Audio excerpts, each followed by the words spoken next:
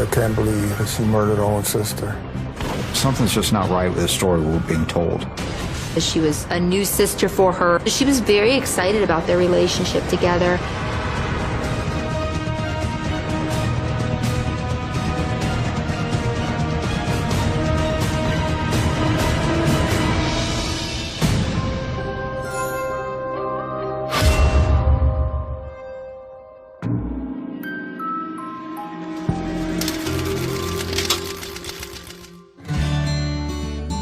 In this part of town, Teresa Fowler had been one of the liveliest little girls around. She was often out playing with the boys, not surprising given she had 4 brothers. Teresa's favourite brother was Lonnie, but growing up, she'd always wanted a sister. Her wish finally came true years later when Lonnie proposed to the woman of his dreams, Betty Jo. She met Lonnie at a very young age. She really just had a big heart. She was always worried about everybody else. At last, Teresa would have the sister she'd always wanted, not by blood, but by choice. Betty Jo felt the same. They were not just sisters-in-law, they were family. Teresa was a new sister for her, so she was very excited about their relationship together. The wedding day was perfect. Teresa and Betty Jo looked forward to sharing their lives. They were happy. Everything was fine. They were young. It never occurred to them that bad things can happen to good people.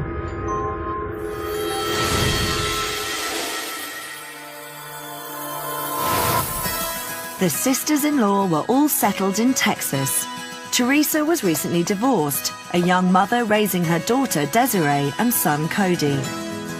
Our family was pretty close. My mom was very fun and outgoing, and she lit up a room when she'd walk in. When we were little, pain in the butts, but, she put up with us. Betty Jo enjoyed helping with Teresa's kids, and the sisters-in-law became inseparable. They were like best friends, real close. But then Lonnie was offered a job in North Carolina. The sisters-in-law soon found themselves living hundreds of miles apart. Betty Jo was lonely, with Lonnie always working and Teresa so far away. My mom's side of the family, they care about each other a lot. But soon, Betty Jo had a son, Justin, and then shortly after, another boy, Alan. Well, Betty Jo stayed home with the children. She would get them to school, get them fed, bathed, and basically attended their day-to-day care. Betty Jo's children were the light of her life, her only regret being that they didn't get to spend more time with their family in Texas. But despite the distance, Betty Jo managed to stay close to her sister-in-law over the years. Teresa considered Betty Jo a close friend. They always looked forward to catching up at the family reunions that brought them all together. We were all excited. I know it was going to be the one year that all the family and all the siblings were going to be there. We were going to get a 5-generation picture done, and it just didn't end up working out like that. That year, a tragedy forced the family reunion to be cancelled. Lonnie was supposed to drive down the day of the reunion, and then we got a phone call. There was a pond by their house. Little Alan fell in and disappeared under the water. His big brother Justin tried to save him. They both drowned. My mom, she was really upset about her nephews that had drowned, and she didn't know what to do. It was sad. It was very sad, actually. In the heat of the moment, Teresa was judgmental. She demanded to know why Betty Jo hadn't kept a better eye on the boys. A family feud was set in motion with her accusations. After the loss of the children, there was some distance between them. The rift between the sisters-in-law seemed irreparable.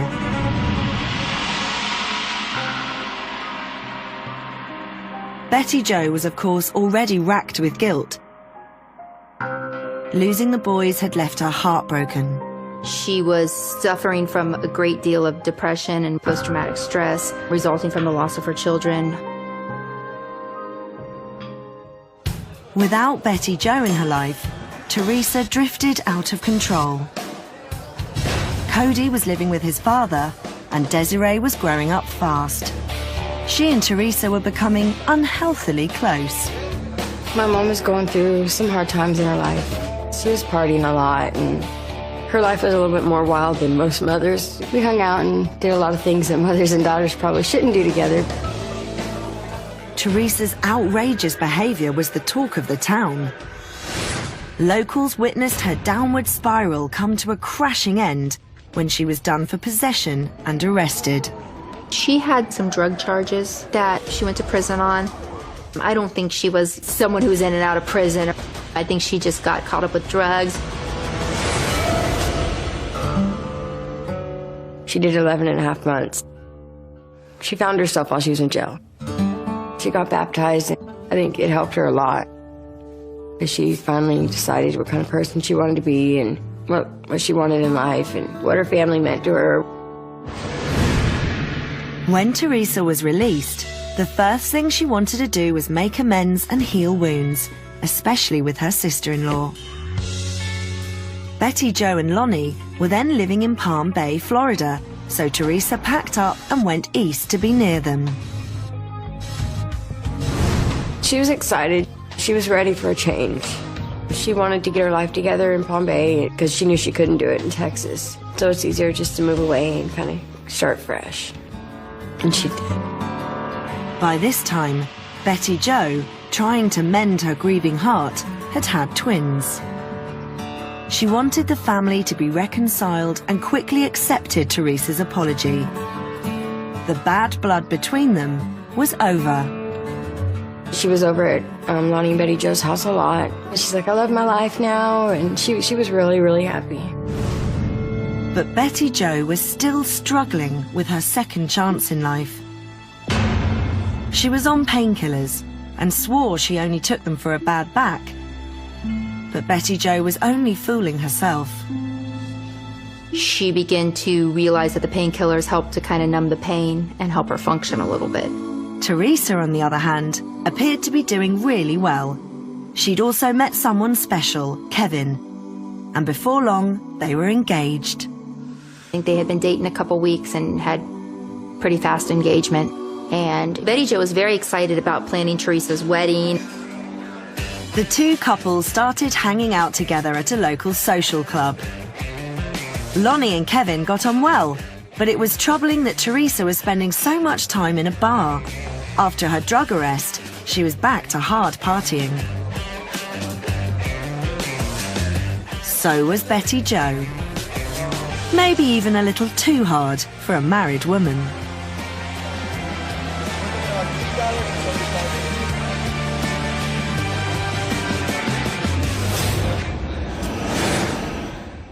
Soon after Teresa had settled into Palm Bay, she reconnected with her son, Cody. We stayed in good contact in Facebook, in the phone, and I told her, I'll move there with you since I haven't lived with you forever. You know, we could start all over again. And she was like, okay. I woke up and she wasn't there. She had a note written down for me like, hey, I went here, don't worry, I'll be right back. You know, I'm just like, Mom, I'm 19 years old, let's go do what you gotta do, you know? I'm here to stay, you're here to stay. That Sunday evening began like any other good night out. I was there and I saw them playing pool together, and they were just having a good time. Betty Jo was a bit tipsy, maybe a little too flirty, and unknowingly she set in motion a chain of events that would ruin all of their lives. And it happened right that quick. I was shocked. Somebody went off. Then everything went wrong. It was the middle of the night when police were seen combing through a crime scene in the car park of the local Legion Hall. Sisters-in-law Teresa and Betty Jo Fowler had been in the bar drinking and playing pool. Rumour was Betty Jo had been too friendly with the DJ. Things were ripe for an argument, even a scrap, but no one could have predicted the dreadful events that actually unfolded. 2 hours after leaving the bar, one of these women was clinging to life after being mowed down by a car. It was approximately 1:30 in the morning. Palm Bay emergency room contacted the police department saying that a woman had been struck by a hit-and-run driver. Detective Mark Minear was sent to the hospital to find out more. There were questions that Lonnie and Kevin needed to answer about the women in their lives. Lots of questions. We took them each individually into a quiet room and we recorded the conversations. We have a problem now, Lonnie. And the problem, it's not my problem, okay? You're a man in turmoil right now because the two women that you love are both in a difficult spot right now. Okay, I'm talking about your wife and I'm talking about your sister. Is there anything else that happened tonight that you think that we should know? Like what? Anything you think of that we're not asking? Well, Did you hear any ruckus outside that would account for why there's blood? This came from right here, Yeah. bumped us, and he was gone.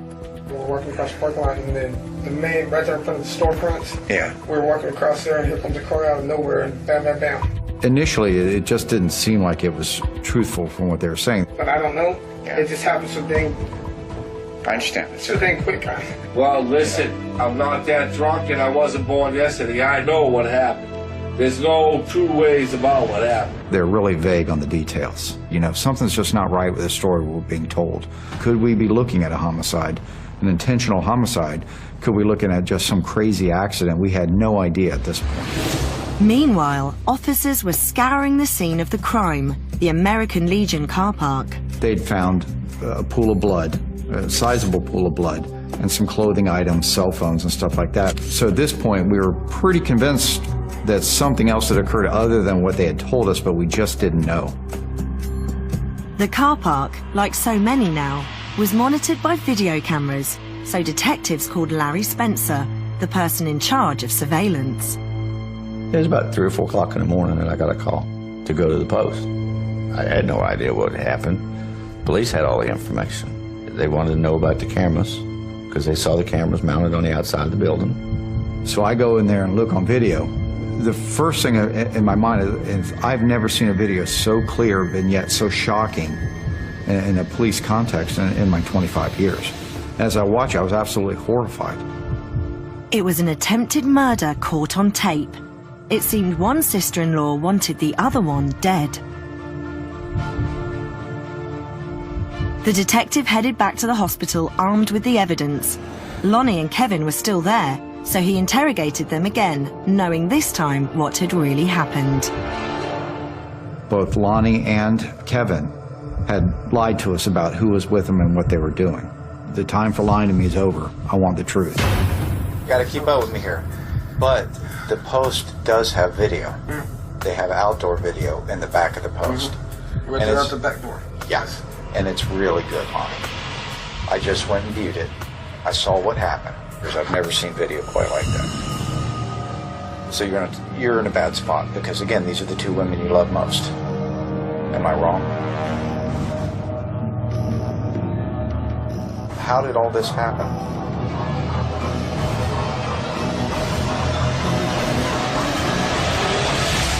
One thing I know is we were coming out and my wife and I got in a little argument. It was around midnight.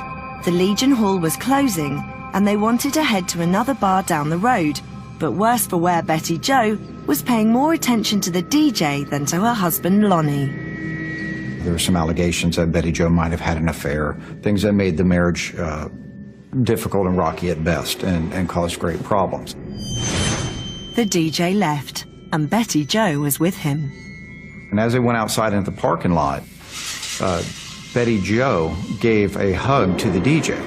And that's the best we can tell. It was simply a hug, nothing else that we can see that was going on.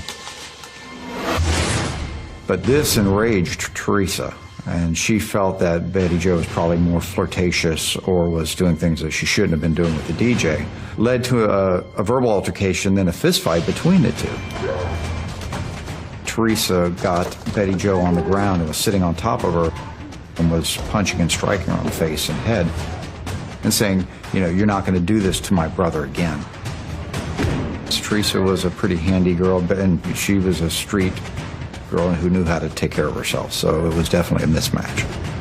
And you can tell it's pretty serious because Lonnie has Teresa's own sister, and he's got her in a hold, and he's pulling her back, and he's having a hard time pulling her away from his own wife. He's having to use everything he can to hold her back. And at that point is when Betty Jo gets into the vehicle. Betty Jo seemed to be trying to get away, but this fight between sisters-in-law was far from over. It was early in the morning when neighbours started peering through their curtains to see which one of the Fowler sisters had caused most trouble the night before. But the news was shocking. One sister-in-law was a killer, another her victim. During the night, detectives had witnessed the whole event on the Legion Hall surveillance tape. But was it Teresa or Betty Jo? Lonnie Fowler then confessed the shocking details leading to the hit and run. She just wanted to get out of there. She was getting the shit beat out of her. Okay. Now my wife got my keys. Betty Jo gets into the vehicle, and she starts the van immediately. Lonnie still has his sister in a hold, and they're out in front of the vehicle. Kevin Curtis is back behind the vehicle, leaning on it. And again, Betty Jo starts the vehicle up, you see the lights come on, and she backs out quickly. Doing so, she nails Kevin Curtis with the vehicle and just sends him rolling. And at the same time, the front of the vehicle swings around and hits Lonnie and Teresa. It knocks both Lonnie and his sister Teresa to the ground. They're both kind of laying side by side this way, and the front of the van is up here. Betty Jo straightens out the wheels right towards where her husband and her husband's sister are laying and just guns it. Teresa couldn't escape the full impact. She'd been brutally run over by her best friend and sister-in-law, Betty Jo, who then drove off, leaving Teresa lying helpless on the ground. Kevin, who kind of half stumbles and crawls over to Teresa and Lonnie, are both there trying to attend to her as Lonnie's on the phone trying to call his wife. And at this time you can tell that Teresa's injured critically. I mean, she's really in a lot of pain. You can see her kind of writhing on the ground. Then Betty Jo returned to the car park. Approximately 11 minutes after the event, she's back in focus, pulling the van back around. Betty flies out and runs around to Teresa, and she's hugging Teresa, and they're hugging each other. At this time, they try to get Teresa into the vehicle. Nobody called 911. They decided they were going to take her to the hospital themselves. But first, they decided to drop Betty Jo back at her house, a critical half hour out of the way. And Teresa had a large wound in her abdomen area, and she was bleeding profusely, but yet they were just concerned with getting his wife to the house, formulating their plan, and then finally taking Teresa back to the hospital. You know, at every turn, they did the wrong thing. Let her turn herself in. She will come in. Okay, well, we'll work something out. Lonnie actually agreed to help us out and did help us out. We went to the house, and her demeanor was cooperative, very meek, I would say. Of all of them, it's amazing. The person that was responsible for this was the only one who told us the truth from beginning to end. The police took Betty Jo to the station to question her. At this point, she didn't know if Teresa was alive or dead. Is she going to be okay? I don't know. She's Is she going to live? I don't know. They can say she's in bad shape. I don't think when everybody went out yesterday, I don't think anybody intended that it would end like this. 60 years ago, I didn't intend on my kids dying, but they did. I understand that you've already been through a lot in a pretty young life. I remember her being on top of me. I was like, baby, get her off of me, get her off of me. And she's swinging, and I just grab her by her hair, and I'm like, Teresa, stop. Yeah. Don't do this anymore. Yeah. You know, just stop. And I remember trying to get him in the vehicle at some point there. Mm-hmm. And I remember leaving. But it looks like to me, you're looking right at Teresa, and you straighten the vehicle and you run her over. Okay? And I understand that she just beat the tar out of you. And I can understand how sometimes emotions can get the better of us. I swear to God, all I was doing was just trying to get out of there and go home. Okay. I wouldn't hurt anybody. It looks like that you ran over her on purpose. And I was clever. But Joe, you sure about that? Because that's what it looks like to me. No, I swear to God on my kids. I'm just I have being no honest reason with to you. lie. Do what you need to do. I don't have any reason to lie. Whether intentional or accidental, Teresa didn't survive. We talked every day. And then the one night I didn't get a phone call from her, I was like, hey, I haven't talked to my mom tonight. That's weird. I get the phone call in the morning. Your mom's been in an accident. It kept sounding like everything was going to be okay, you know? And the surgeon comes out and just says, I'm sorry, but your mom passed away.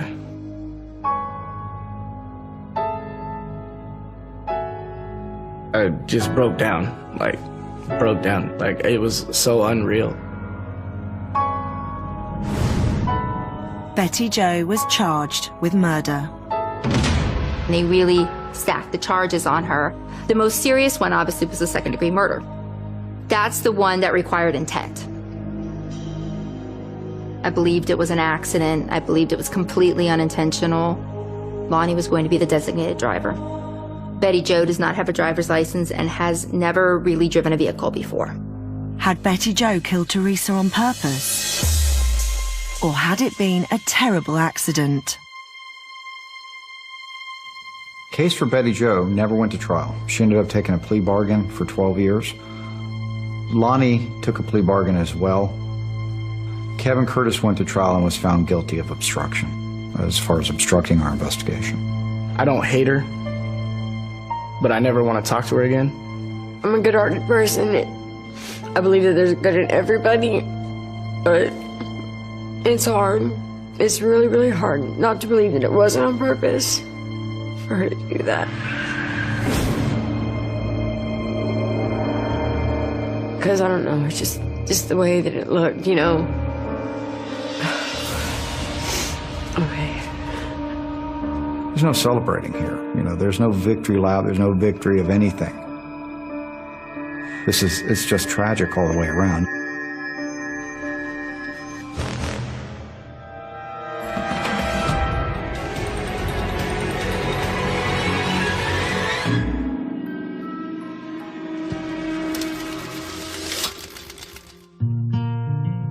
One of the many charms of small-town living is being close to nature, and for some, the solace it provides from the chaos of family life.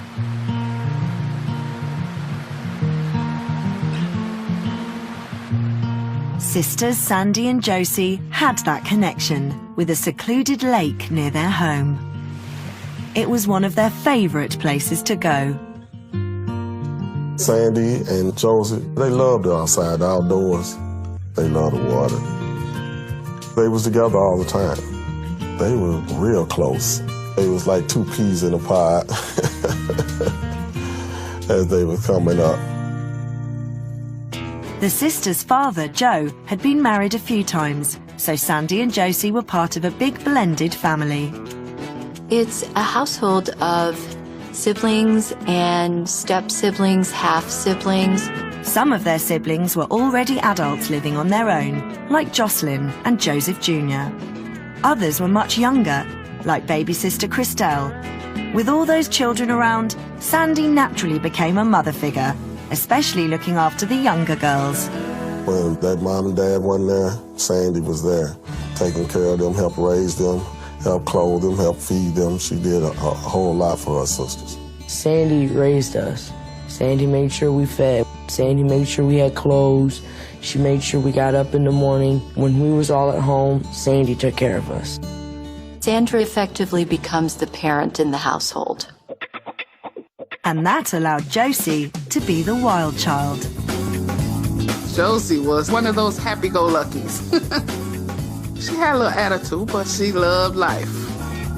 I can't recall too many fights, because once Sandy spoke, they listened.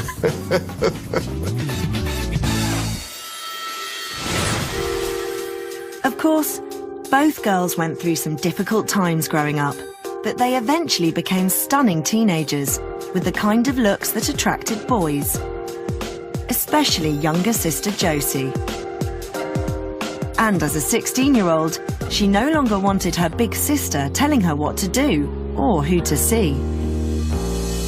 My father, he wasn't paying enough attention to his daughters. You can't let teenagers just do everything they want all the time. Josie was reckless and didn't let anyone get in the way of what she wanted.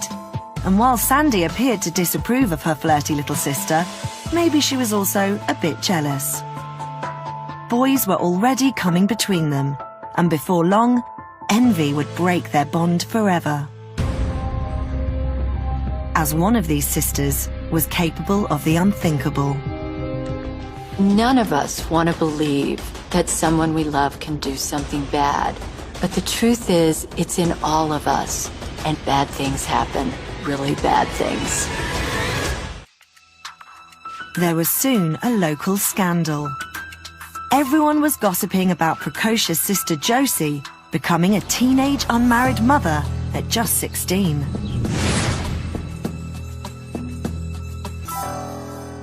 She had the baby at 16. Josie was living with us, and we made sure she was doing the right thing. Her older sister Sandy's maternal instincts couldn't get her little sister out of trouble, but she was more than happy to practice them on her new nephew. She loved the baby. Sandy did as much as she could for him. You could have said that was Sandy's child.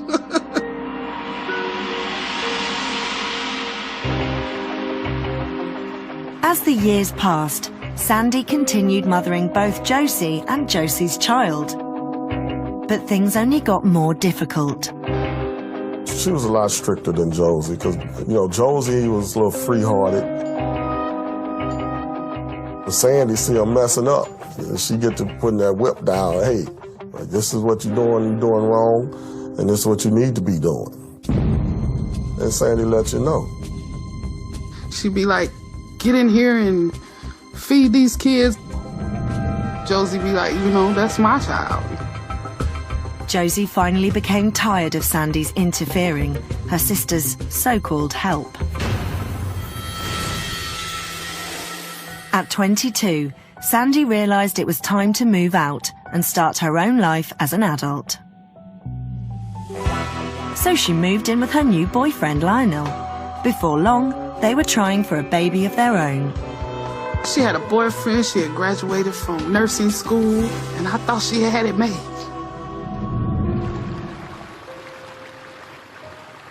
But as months passed, Sandy's dreams of becoming a mother started to fade.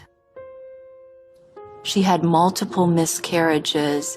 They came quickly together, and she had a lot of pain and unhappiness from them.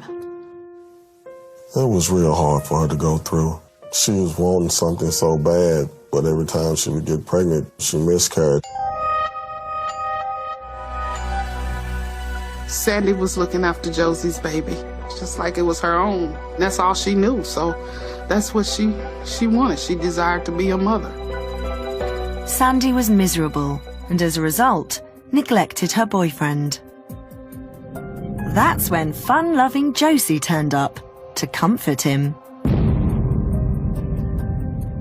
They hung out a whole lot. Josie would go and stay all night at her house and stuff.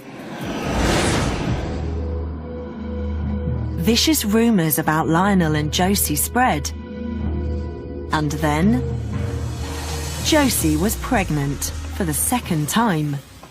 But she wouldn't say who the father was. It was believed that Sandy's boyfriend was actually the father of Josie's baby. It seemed like a good reason for each sister to want the other out of the way. But if Sandy suspected betrayal, she didn't let on.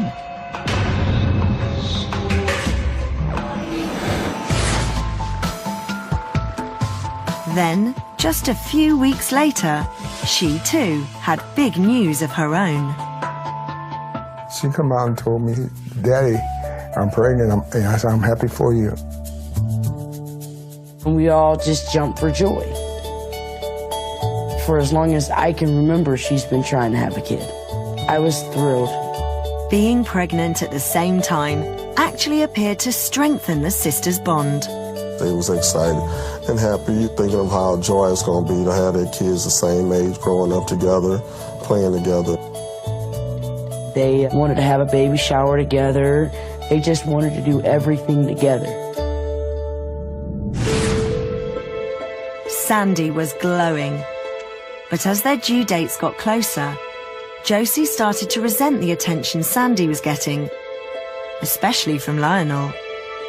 Sandy's boyfriend was very happy she was pregnant, yes. Everyone hoped things would go back to normal after the babies had arrived.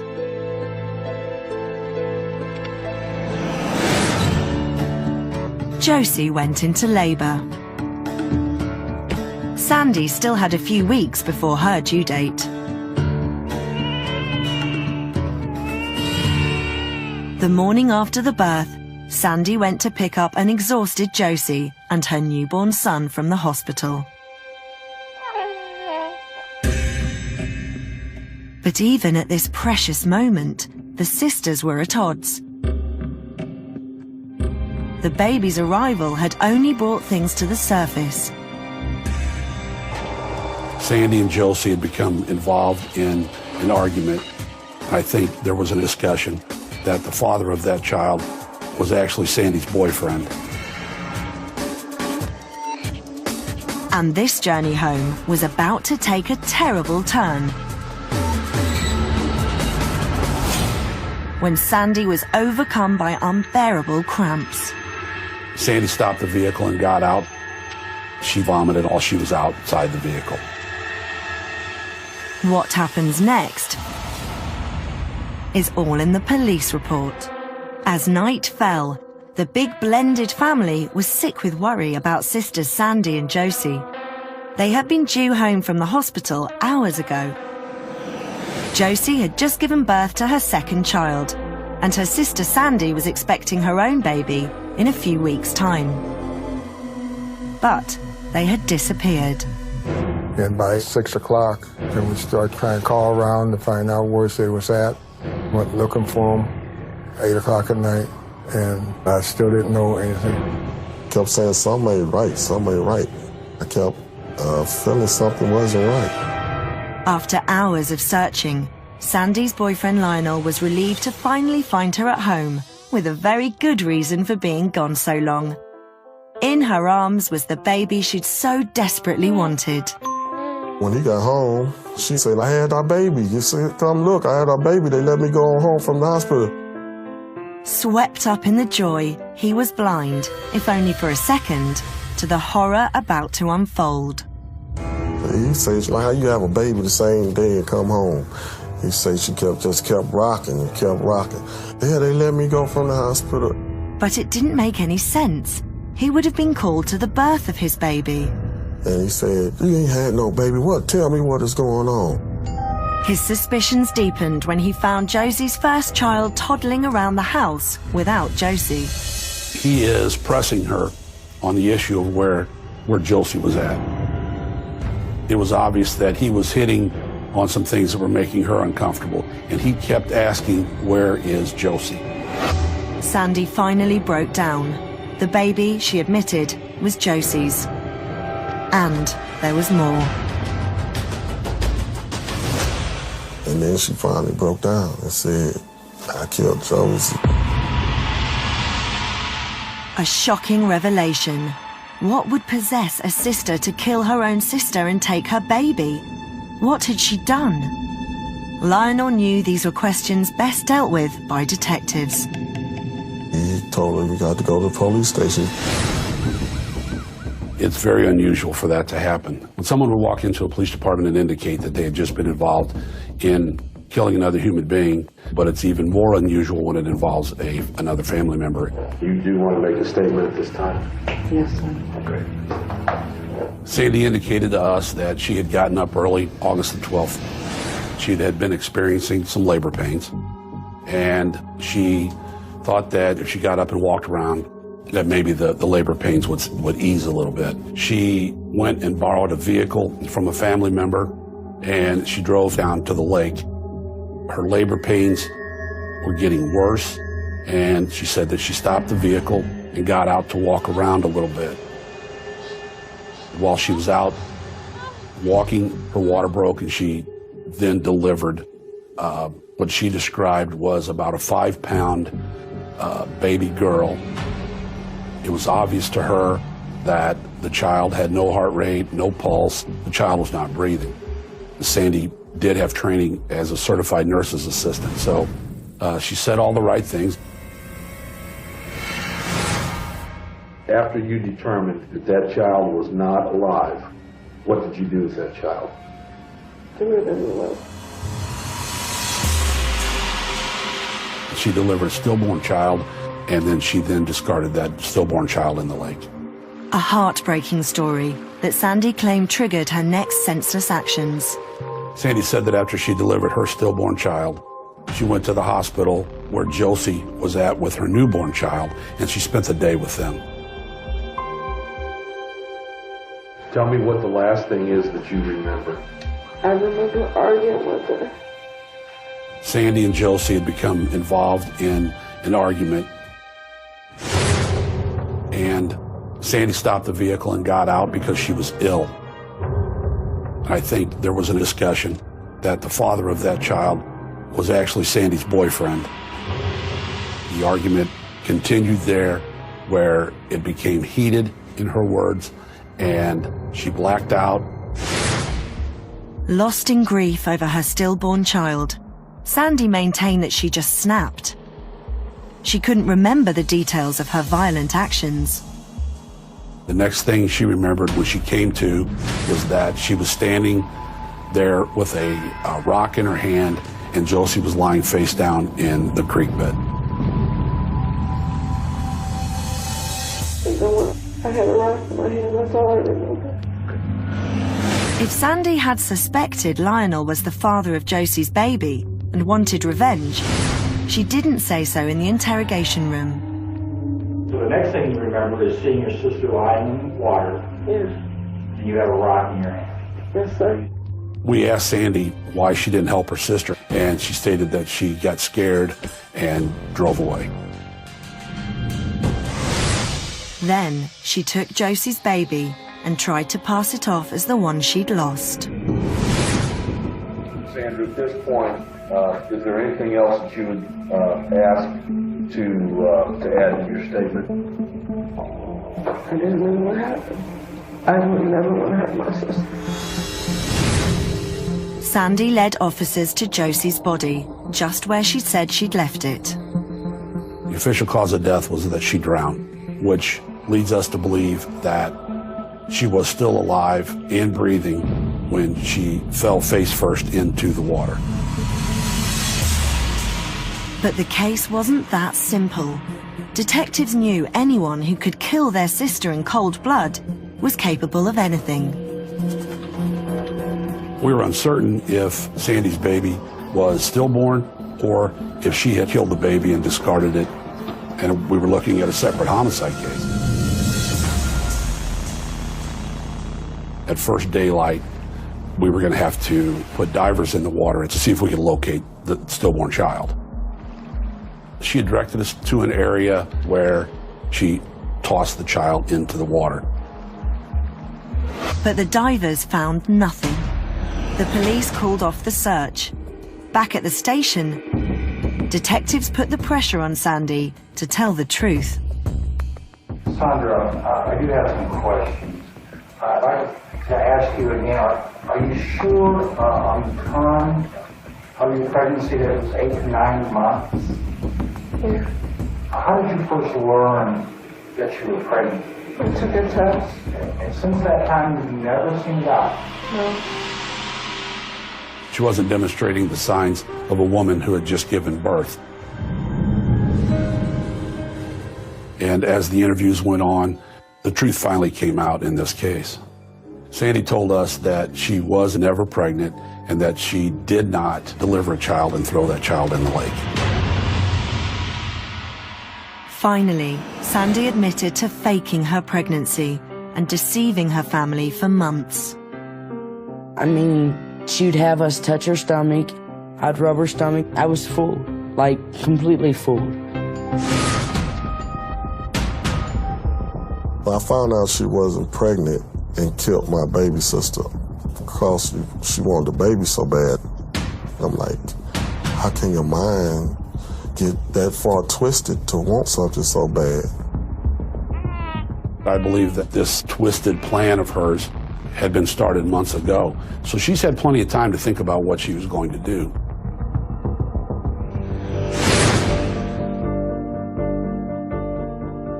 She was actually charged with first-degree murder, and she pled to second-degray murder. The court agreed the crimes were premeditated and found Sandy guilty of murder.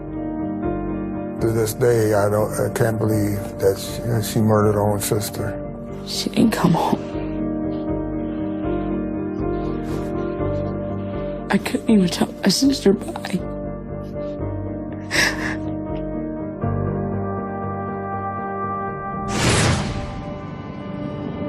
After killing her little sister and taking her baby, Sandy served just 6 years of an 18-year sentence before being released on parole.